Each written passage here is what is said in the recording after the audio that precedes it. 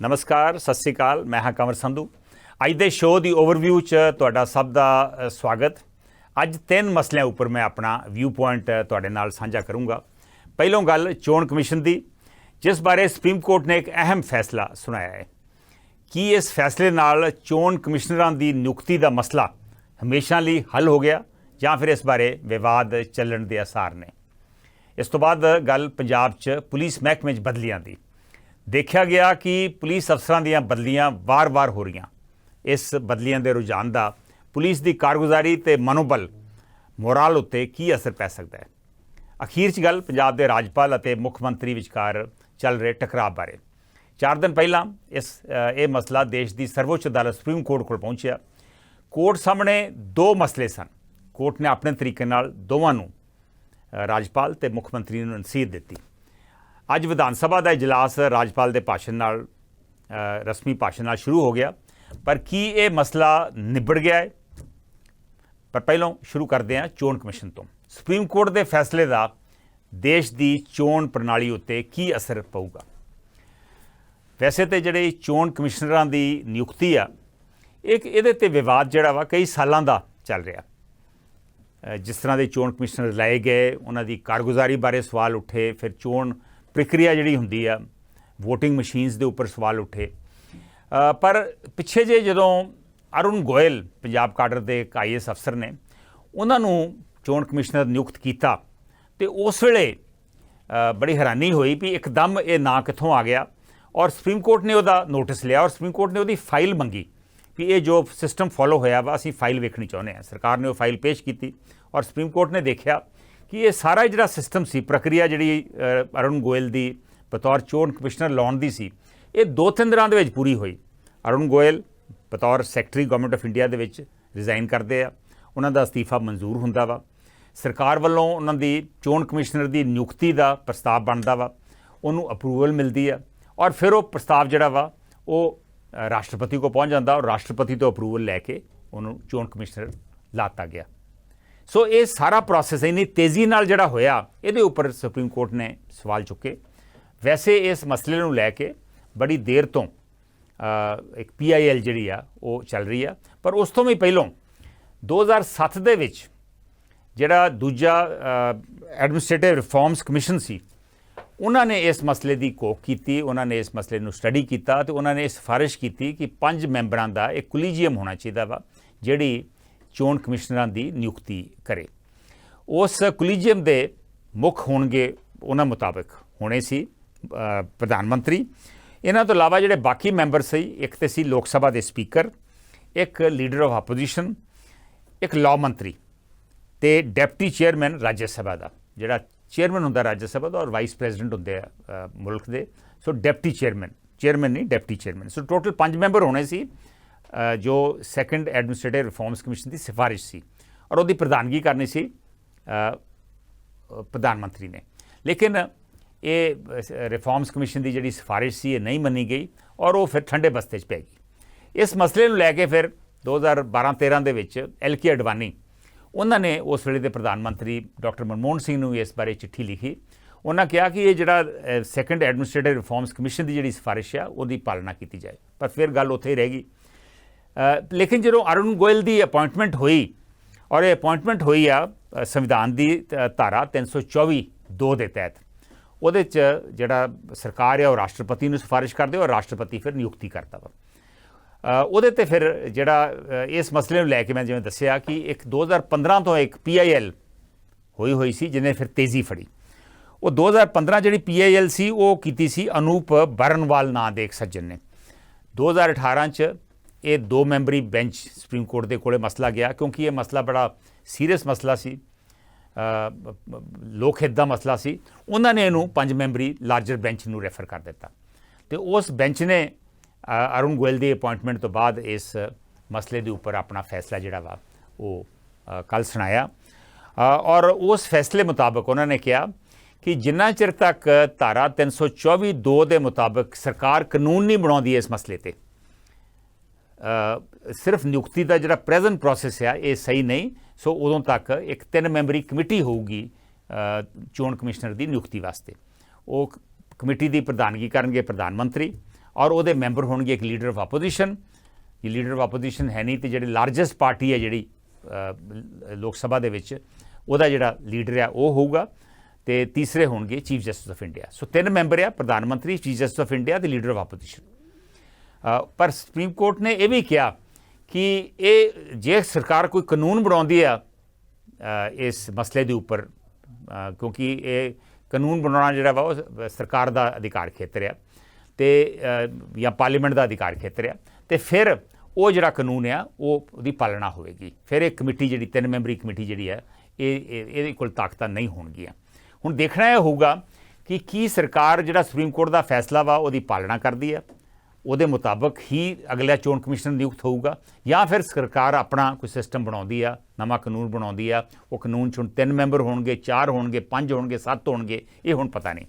लेकिन जो supreme court को केस चल रहा सी, सरकार की मनशा जाहिर हुई कि सरकार ना खुश सी जी 3 मैंबरी कमेटी सुप्रीम कोर्ट ने बनाई है, क्योंकि जो सरकार का नुमाइंदा सी उन्हें कहा कि ये कानून बनाना या की सिस्टम होना चाहिए वा नियुक्ति का, ये पार्लीमेंट का अधिकार खेतर है, सुप्रीम कोर्ट का नहीं। क्योंकि सैपरेशन ऑफ पावर्स है अपने संविधान दे विच कि पार्लीमेंट की कर सकती है, सुप्रीम कोर्ट को की पावर्स आ, एग्जैक्टिव को की पावर्स आ, वगैरह वगैरह। और सुप्रीम कोर्ट उस सैपरेशन ऑफ पावर्स के तहत सिर्फ कानून की इंटरप्रटेशन कर सकता वा कि कानून की सही पालना हो रही कि नहीं हो रही। सो देखते हैं कि हुण सरकार जिहड़ी आ वो इहदे ते कानून लियाउंदी आ कि नहीं लियाउंदी या इहदी पालना करती है, क्योंकि सरकार को समा है। इस वे 3 चोण कमिश्नर ने, मुख्य चोण कमिश्नर ने राजीव कुमार, वो रिटायर हो रहे 2 सालों में, फरवरी 2025 में। एक चोण कमिश्नर तो अरुण गोयल ही है जोड़े हुणे लगे आ, और उन्होंने कोल हाली 4 साल की टर्म आ, वो रिटायर हो रहे हैं फरवरी 2027 में, उदों उन्होंने 65 साल की उम्र होगी। चीफ कमिश्नर जोड़े आ ये 65 साल की उम्र से रिटायर होंगे हैं।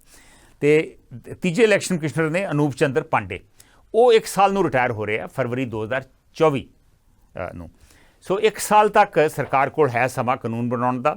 जे 1 साल तक नहीं सरकार कानून बनाती तो फिर जो सुप्रीम कोर्ट का फैसला वा वो लागू होगा। हो सकता वा सरकार को 5 मैंबरी कमेटी बना दे, हो सकता सरकार कहे भी प्रधानमंत्री तो इलावा उस कमेटी का मैंबर होगा लोक सभा स्पीकर, उस कमेटी का मैंबर होगा डिप्टी चेयरमैन राज्य सभा, या पार्लीमेंटरी अफेयर्स मिनिस्टर, या law minister, CGI chief justice of India तो लीडर ऑफ अपोजिशन। सो जे इस तरह की कमेटी बनी 5 मैंबरों की कमेटी, तो वो 3 लोग ऑबवियसली प्रधानमंत्री, लोक सभा स्पीकर तो डिप्टी चेयरमैन राज्य सभा, या लॉ मिनिस्टर या पार्लीमेंटरी अफेयर्स मिनिस्टर, वो 3 बंदे जोड़े आ वो सरकार पक्षी होंगे। हुण देखते हैं कि ये सरकार की रवैया अडॉप्ट कर दिया। लेकिन जो सुप्रीम कोर्ट ने अनाउंसमेंट की तो विरोधी धिर और मीडिया वगैरह जोड़ा वा काफ़ी खुश सी कि हो सकता वा ये इलैक्शन कमिशन जोड़ा वा होर इंडिपेंडेंट होवे, होर आज़ाद होवे। जो आज़ाद होगा तो विरोधी तरह की गल भी सुनी जाऊगी, और जोड़ा इलैक्शन का प्रोसैस है वो भी होर सही होगा, होर स्वतंत्र हो, होर फेयर होगा। सो लोग खुश है, पर देखना यह होगा कि वाकई इस फैसले की पालना होंदी है या सरकार अपना कानून बनाती है। हुण आपां चोण कमिशन तो हट के पंजाब के उत्ते आने आ।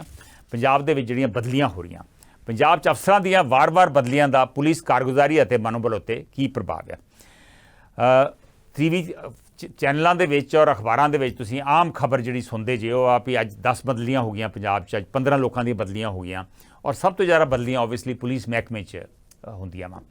मैं पुलिस महकमे की इस करके गल कर रहा क्योंकि पंजाब पुलिस एक्ट जी 2007 की है, वो बड़ा सिस्टम बनया वा कि बदलियां जड़ियां IG, DIG, SSP, DSP,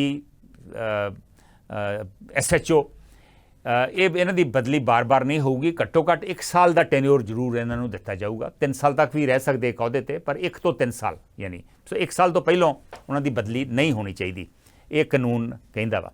लेकिन यदि पिछलियां सरकारां भी नहीं पालना करदे ने इस कानून दी। और मैनूं याद आ कि 2013 दे विच HC अरोड़ा जाने माने वकील ने, उन्होंने हाई कोर्ट मूव किया जी ये उलंघना हो रही है इस 2007 के कानून की। उस वे फिर पंजाब सरकार ने, उस वे बादल सरकार सी, इन्होंने आश्वासन दिता हाई कोर्ट नूं कि यदि असीं उलंघना नहीं करांगे, पर फिर उलंघना हुई। उहदे ते हुण इस वे कंटैंप्ट भी चल रहा वा हाई कोर्ट दे विच, पर उहदे बावजूद सरकार अपनी मर्जी करती है। ਪਹਿਲੋਂ ਵੀ ਮੈਂ ਦੱਸਿਆ ਵੀ ਇਸ ਤਰ੍ਹਾਂ ਬਦਲੀਆਂ ਹੁੰਦੀਆਂ ਰਹੀਆਂ ਵਾ, ਲੇਕਿਨ ਹੁਣ ਤੇ ਕਮਾਲ ਹੀ ਹੋ ਗਈ ਹੈ ਸਰਕਾਰ ਜਦੋਂ ਦੀ ਭਗਵੰਤ ਮਾਨ ਸਰਕਾਰ ਆਈ ਹੈ। ਪਿਛਲੇ ਕਰੀਬ 11 ਮਹੀਨਿਆਂ 'ਚ 1 ਸਾਲ ਦੇ ਵਿੱਚ ਕਈ ਇਹੋ ਜਿਹੇ ਜ਼ਿਲ੍ਹੇ ਆ ਜਿੱਥੇ 3-3 ਵਾਰ SSP ਬਦਲੇ ਗਏ। ਮਤਲਬ ਉਹ SSP ਜਿਹੜੇ ਨੇ ਉਹਨਾਂ ਨੂੰ 4 ਮਹੀਨੇ ਦੀ ਟੈਨਿਓਰ ਵੀ ਨਹੀਂ ਮਿਲ ਰਹੀ। 1 ਸਾਲ ਦੀ ਤਾਂ ਕੀ ਮਿਲਣੀ, ਘੱਟੋ ਘੱਟ ਟੈਨਿਓਰ 4 ਮਹੀਨੇ ਦੀ ਟੈਨਿਓਰ ਵੀ ਨਹੀਂ ਮਿਲ ਰਹੀ। ਇਹੋ ਜਿਹੇ 7 ਜ਼ਿਲ੍ਹੇ ਆ ਜਿੱਥੇ 3-3 ਵਾਰੀ SSPs ਦੀਆਂ ਬਦਲੀਆਂ ਹੋਈਆਂ। ਫਿਰੋਜ਼ਪੁਰ, ਮਲੇਰਕੋਟਲਾ, ਫਰੀਦਕੋਟ, ਮੁਕਤਸਰ, ਗੁਰਦਾਸਪੁਰ, ਪਟਿਆਲਾ, ਲੁਧਿਆਣਾ, ਔਰ 11 ਇਹੋ ਜਿਹੇ ਜ਼ਿਲ੍ਹੇ ਆ ਜਿੱਥੇ ਸਾਲ ਦੇ ਵਿੱਚ 2 ਵਾਰੀ SSP ਬਦਲ ਗਏ। ਹੁਣ ਇਹ ਇੱਕ ਬਹੁਤ ਮੇਰੇ ਹਿਸਾਬ ਦੇ ਨਾਲ ਬਹੁਤ ਗਲਤ ਚੀਜ਼ ਹੋ ਰਹੀ ਆ।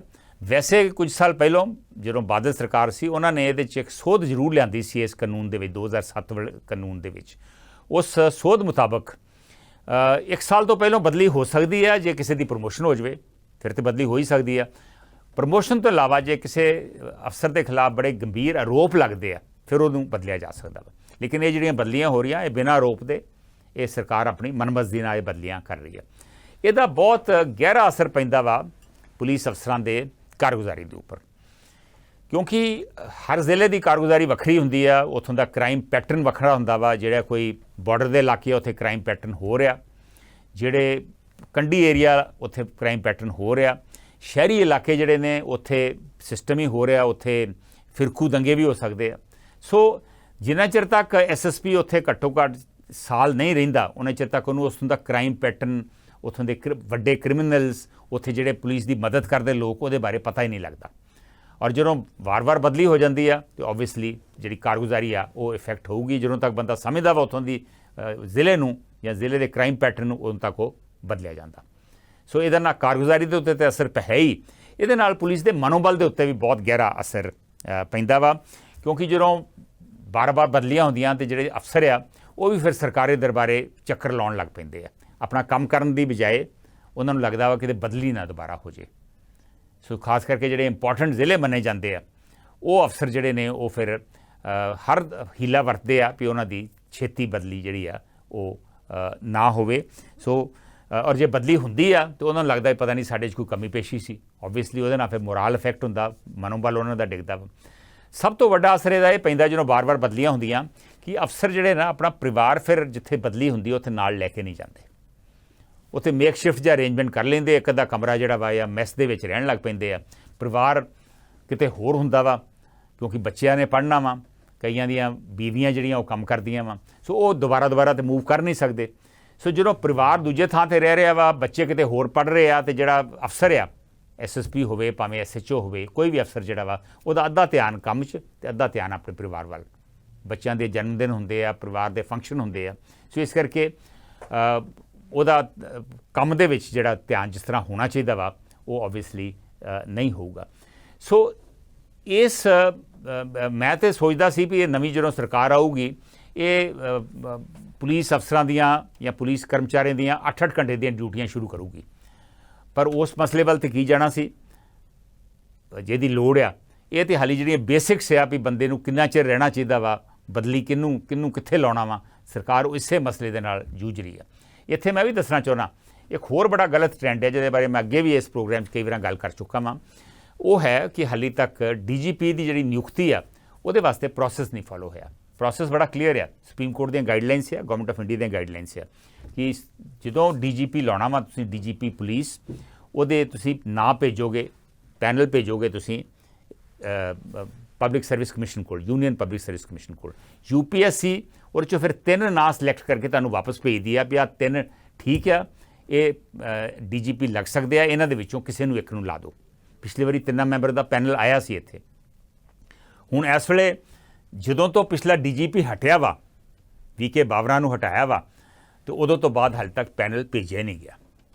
ਸੋ ਗੌਰਵ ਯਾਦਵ ਜਿਹੜੇ ਨੇ ਅਫੀਸ਼ੀਏਟਿੰਗ DGP ਪਿਛਲੇ 8-9 ਮਹੀਨਿਆਂ ਤੋਂ ਚੱਲ ਰਹੇ ਆ, ਨਾ ਹਾਲੇ ਤੱਕ ਪੈਨਲ ਭੇਜਿਆ ਗਿਆ ਵਾ ਤੇ ਨਾ ਹੀ ਉੱਥੋਂ ਜੇ ਭੇਜਿਆ ਨਹੀਂ ਗਿਆ ਤਾਂ ਉੱਥੋਂ ਕੀ ਨਾਂ ਵਾਪਸ ਕੀ ਆਉਣੇ ਸੀਗੇ।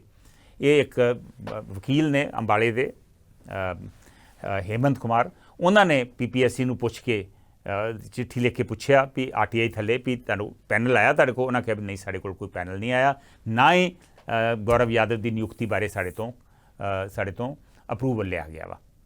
सो ये हाल है। मेरा ख्याल पुलिस नूं सानूं सीरियसली लैना चाहिए वा, क्योंकि अमन कानून व्यवस्था तद ही सही होगी जे पुलिस की कारगुजारी सही होगी और जे पुलिस का मनोबल जिहड़ा वा वो सही होवेगा। हुण आपां इस तो बाद लास्ट मसले के उपर आने वो है कि सुप्रीम कोर्ट दी हिदायतों तो बाद मुकेगा पंजाब राजपाल ते मुख मंत्री दरमियान विवाद। अज विधान सभा का जिहड़ा बजट इजलास सी वो शुरू होया और हर बजट इजलास जिहड़ा वा और स्पैशली साल का जिहड़ा पहला सैशन हुंदा वा वो राजपाल दे रस्मी भाषण दे नाल शुरू हुंदा। अज भी इस तरह ही होया। बनवारी लाल पुरोहित जिहड़े राजपाल ने उन्होंने अज अपना भाषण दिता। बेसिकली वो जिहड़ा भाषण दिंदे आ रस्मी भाषण हुंदा वो सरकार दीयां प्राप्तियां, सरकार दीयां नीतियां बारे सरकार आप लिख के उन्होंने दिंदी है। राजपाल सिर्फ वो भाषण नूं पढ़दे आ। काफ़ी देर तो ये विवाद चल रहा सी। पहलों तो यह भी लगता सी भी कि ये जिहड़ा सैशन है टाइम सिर शुरू होगा भी कि नहीं, क्योंकि राजपाल ने कुछ जानकारी मंगी सी संविधान की धारा 167 तहत, वो जानकारी उन्होंने नहीं दी गई सी। उहदे तहत उन्होंने ना नुक्कर की सी सैशन नूं 3 मार्च तो बुलाउण दी। लेकिन सुप्रीम कोर्ट को मसला पहुंचा और सुप्रीम कोर्ट ने कहा कि राजपाल धारा 163 ते 174 के मुताबिक जे मंत्रीमंडल की सिफारिश आ सैशन नूं किसी तरीक नूं सदन दी ते राजपाल नूं सैशन सदना पैंदा वा। सो सैशन शुरू होया और चंगी गल ये आ कि उहदे च कोई बहुती किंतु परंतु नहीं हुई, थोड़ी बहुत टोका टाकी हुई आ, पर उस तो बाद फिर सैशन जिहड़ा वा वो शुरू हो गया। राजपाल का भाषण जिहड़ा कंप्लीट हो गया और अगले दिनों के विच इस भाषण के उपर बहस होगी। पर हुण देखना यह होगा कि सरकार धारा 167 के तहत जिहड़ी जानकारी राजपाल ने सरकार तो मंगी सी वो दिंदे कि नहीं दिंदे। क्योंकि अज भी भाषण दे विच राजपाल नूं जदों कहा गया कि तुसीं सरकार ना कहो, तुसीं कहो मेरी सरकार, उन्होंने कहा जी हाँ मैं मेरी सरकार कह दिना वा और मैं हुण क्योंकि मेरी सरकार मन्नी आ भी मेरी सरकार आ, मैं कहा वा मेरी सरकार आ तो मैं जिहड़ी जानकारी संविधान मुताबिक मैनूं लैण दा हक आ मैनूं सरकार जिहड़ी आ वो देवेगी। 5-6 मसले उन्होंने रेज़ किया सी। हुण देखते हैं सरकार उन्होंने जवाब कदों तक दिंदी है। एक तो मसला उन्होंने रेज़ किया सी कि सिंगापुर जिहड़े टीचर्स भेज रहे उहदा की सिस्टम है। हुण अज दूजा बैच चला गया वा, सो ये बारे भी शायद जानकारी देनी पैनी है। और दूजा एक चेयरमैन जिहड़े इन्फॉर्मेशन टैक्नोलॉजी कमीशन दे लाए गए सन उन्होंने बारे इतराज़ जताया सी राजपाल ने। देखते हैं उहदे उपर सरकार की फैसला करती है। IPS कुलदीप सिंह चहल जिहड़े चंडीगढ़ तो SSP वापस गए जे पंजाब दे उन्होंने उत्थे प्रमोट करके जलंधर लाता गया, उहदे उपर इतराज़ जताया सीगा कि की उहदी तुसीं कोक कीती है, भी उन्हां दे खिलाफ इल्ज़ाम की सीगे। इस तो इलावा नवल अग्रवाल नाम का एक शख्स जिहड़ा किसी संविधानिक अहुदे दे मीटिंगां अटेंड करते हैं उहदे उपर इतराज़ सी। फिर राजपाल ने इतराज़ PIU के वाइस चांसलर उपर भी किया सी भी उन्होंने तुसीं किवें उन्हां दी नियुक्ति की है। सो ये सारे मसलों के उपर देखते हैं कि वो सरकार हुण राजपाल नूं जवाब दिंदी आ या नहीं दिंदी। हालांकि मेरा अपना मनना वा कि ये मसला सुप्रीम कोर्ट तक लैके जाने की लोड़ नहीं सी। एक परंपरा बनी आ कि जदों कोई राजपाल कोई इन्फॉर्मेशन मंगदा वा राजपाल नूं इन्फॉर्मेशन दे दी जाती है। जे राजपाल इंटरफेयर करते आ तो मुख मंत्री उन्होंने जाके दस दिंदा जी भी सानूं काम करन दिओ, तुहानूं जानकारी जिहड़ी चाहिदी हो असीं दे देंगे, लेकिन तुसीं दोबारा ये बारे जे इन्फॉर्मेशन मंगोगे तो सारा कामकाज दे विच इंटरफेरेंस हुंदी है, दखल दिता जांदा और उहदे नाल फिर सारा काम सफ़र करदा। सो बेस्ट ये हुंदा वा भी मिल जुल के सरकार चले, क्योंकि सरकार का जिहड़ा मुखी है संविधान मुताबिक वो गवर्नर ही हुंदा, राजपाल ही हुंदा वा। सो इस करके सरकार नूं उहदे नाल पूरा कोऑपरेट करना बहुत जरूरी है। जे कोऑपरेट नहीं करनगे तो गवर्नर कई तरीकों के अड़िके अड़ा सकता वा, ढा सकता अड़िके। जिवें तुसीं वेखिया ही आ कि तमिलनाडु हो रहा वा। पिछले महीने भी तमिलनाडु के जिहड़े गवर्नर ने RN रवि उन्होंने अपना भाषण जो सरकार ने दिता सी वो विधान सभा दे पढ़न तो ही इतराज़ ना नुक्कर करते, उन्होंने कुछ पोर्शन छड्डते उहदे। इस तरह का टकराव केरला दे विच भी चल रहा। इस तरह का टकराव पिछे जे महाराष्ट्र भी सी जदों जगदीप धनखड़ साहब गवर्नर सीगे वैस्ट बंगाल दे, उत्थे भी इहो जिहा टकराव सीगा। हुण ते खैर वो उप राष्ट्रपति ने। और कई बार यह भी मसला जिहड़ा वा इस सुप्रीम कोर्ट तक भी पहुंचा। 2016 दे विच अरुणाचल प्रदेश के स्पीकर नूं सुप्रीम कोर्ट का दरवाज़ा खटखटाउणा पिया सी। सो इस करके बेस्ट ये आ भी ये मसले जिहड़े ने ये मिल मिला के हल किए जाण। ਔਰ ਅੱਜ ਇਹੋ ਹੀ ਮੈਂ ਕਹੂੰਗਾ ਕਿ ਅੱਜ ਜਿਹੜਾ ਸੈਸ਼ਨ ਸ਼ੁਰੂ ਹੋਇਆ ਵਾ ਇੱਕ ਚੰਗੀ ਪਰੰਪਰਾ ਜਿਹੜੀ ਆ ਉਹ ਉਹਦੇ ਨਾਲ ਸ਼ੁਰੂ ਹੋਇਆ ਵਾ। ਐਟਲੀਸਟ ਉੱਥੇ ਕੋਈ ਬਹੁਤਾ ਟਕਰਾਵ ਦੀ ਸਥਿਤੀ ਨਹੀਂ ਬਣੀ ਔਰ ਰਾਜਪਾਲ ਨੇ ਆਪਣਾ ਭਾਸ਼ਣ ਪੜ੍ਹਿਆ ਔਰ ਇਸ ਤੋਂ ਬਾਅਦ ਮੈਂ ਦੱਸਿਆ ਵੀ ਉਹਦੇ 'ਚ ਆਪੋਜੀਸ਼ਨ ਨੇ ਵਾਕਆਊਟ ਜ਼ਰੂਰ ਕੀਤਾ, ਪਰ ਚਲੋ ਇਹ ਛੋਟੇ ਮੋਟੇ ਮਸਲੇ ਤੇ ਚੱਲਦੇ ਰਹਿੰਦੇ ਆ। ਪਰ ਰਾਜਪਾਲ ਇੱਕ ਸੰਵਿਧਾਨਿਕ ਅਹੁਦਾ ਵਾ, ਉਹਦੀ ਤੁਹਾਨੂੰ ਪਾਲਣਾ ਕਰਨੀ ਪਊਗੀ, ਉਹਨਾਂ ਨੂੰ ਮਾਨ ਸਨਮਾਨ ਦੇਣਾ ਪਊਗਾ। ਔਰ ਕਿਉਂਕਿ ਚੁਣੀ ਹੋਈ ਸਰਕਾਰ ਆ ਪੰਜਾਬ ਦੇ ਵਿੱਚ, ਬਹੁਤ ਵੱਡੀ ਬਹੁਮਤ ਨਾਲ ਸਰਕਾਰ ਆਈ ਆ, 92 MLA ਨੇ 117 ਚੋਂ, ਇਸ ਕਰਕੇ ਉਹਨਾਂ ਦੇ ਕੰਮ ਦੇ ਵਿੱਚ ਮਿਨੀਮਮ ਦਖਲ ਦੇਣਾ ਚਾਹੀਦਾ ਵਾ। ਕੰਮ ਉਹਨਾਂ ਨੂੰ ਕਰਨ ਦਿਓ, ਜਿੱਥੇ ਲੋੜ ਆ ਉਹਨਾਂ ਨੂੰ ਤੁਸੀਂ ਗਾਈਡ ਕਰੋ ਔਰ ਜੇ ਉਹ ਗਾਈਡੈਂਸ ਨਹੀਂ ਸਹੀ ਲੈ ਰਹੇ ਤਾਂ ਉਹਨਾਂ ਨੂੰ ਬੁਲਾ ਕੇ ਉਹਨਾਂ ਨੂੰ ਸਮਝਾਇਆ ਜਾ ਸਕਦਾ ਵਾ। ਲੇਕਿਨ ਇਹ ਖਤੋ ਫਰੋਖਤ ਔਰ ਫਿਰ ਮੀਡੀਆ ਦੇ ਵਿੱਚ ਆਉਣਾ, ਟਵੀਟ ਕਰਨੇ, ਇਹ ਨਾ ਗਵਰਨਰ ਨੂੰ ਸ਼ੋਭਾ ਦਿੰਦਾ ਵਾ ਅਤੇ ਨਾ ਮੁੱਖ ਮੰਤਰੀ ਨੂੰ। ਜੇ ਇਸ ਤਰ੍ਹਾਂ ਦਾ ਕੰਮ ਹੋਊਗਾ ਤਾਂ ਫਿਰ ਅੜਿੱਕੇ ਪੈਣੇ ਸ਼ੁਰੂ ਹੋ ਜਾਣਗੇ ਔਰ ਫਿਰ ਕੌਨਸਟੀਟਿਊਸ਼ਨਲ ਸੰਵਿਧਾਨਿਕ ਬ੍ਰੇਕਡਾਊਨ ਵੀ ਹੋ ਸਕਦਾ। ਜੇ ਬ੍ਰੇਕਡਾਊਨ ਹੋਊਗਾ ਤਾਂ ਫਿਰ ਸੰਵਿਧਾਨਿਕ ਸੰਕਟ ਸ਼ੁਰੂ ਹੋ ਜਾਊਗਾ, ਜਿਵੇਂ ਮੈਂ ਅੱਗੇ 3-4 ਵਾਰੀ ਇਹਦੇ ਬਾਰੇ ਡਿਸਕਸ਼ਨ ਕੀਤੀ ਆ। ਔਰ ਇਹੋ ਜਿਹਾ ਹਾਲਾਤ ਨਾ ਹੋਵੇ, ਕਿਉਂਕਿ ਪੰਜਾਬ ਇੱਕ ਬਾਰਡਰ ਦਾ ਸੂਬਾ ਵਾ, ਅਮਨ ਕਾਨੂੰਨ ਦੀ ਵਿਵਸਥਾ ਜਿਹੜੀ ਆ ਨਾਜ਼ੁਕ ਆ ਔਰ ਹਮੇਸ਼ਾ ਹੀ ਨਾਜ਼ੁਕ ਰਹੀ ਆ। ਸੋ ਇਹੋ ਜਿਹੇ ਹਾਲਾਤਾਂ ਦੇ ਵਿੱਚ ਸਰਕਾਰ ਕੋਲ ਕਈ ਬਹਾਨੇ ਹੁੰਦੇ ਆ ਰਾਸ਼ਟਰਪਤੀ ਰਾਜ ਲਾਗੂ ਕਰਨ ਦੇ। ਸੋ ਇਹੋ ਜਿਹੀ ਹਾਲਾਤ ਨੌਬਤ ਨਹੀਂ ਬਣਨੀ ਚਾਹੀਦੀ। ਪੰਜਾਬ ਨੇ ਅੱਗੇ ਰਾਸ਼ਟਰਪਤੀ ਰਾਜ ਲੱਗਾ ਸੀ ਜਦੋਂ ਆਲਮੋਸਟ 8-10 ਸਾਲ ਉਦੋਂ ਸਫ਼ਰ ਕੀਤਾ ਵਾ। ਸੋ ਕੋਸ਼ਿਸ਼ ਕਰਨੀ ਚਾਹੀਦੀ ਕਿ ਆਪਾਂ ਉਹ ਚੀਜ਼ ਅਵੋਇਡ ਕਰੀਏ ਔਰ ਸਰਕਾਰ ਦੇ ਜਿਹੜੇ 5 ਸਾਲ ਆ ਇਹ ਟੈਨਿਓਰ ਪੂਰੀ ਹੋਵੇ, ਅਗਲੀਆਂ ਚੋਣਾਂ ਹੋਣ, ਨਵੀਂ ਸਰਕਾਰ ਚੁਣੀ ਜਾਵੇ। ਸੋ ਇਸ ਆਸ ਦੇ ਨਾਲ ਹੁਣ ਮੈਂ ਪ੍ਰੋਗਰਾਮ ਖਤਮ ਕਰ ਰਿਹਾ ਵਾਂ। ਮੈਨੂੰ ਦਿਓ ਹੁਣ ਇਜਾਜ਼ਤ। ਨਮਸਕਾਰ, ਸਤਿ ਸ਼੍ਰੀ ਅਕਾਲ।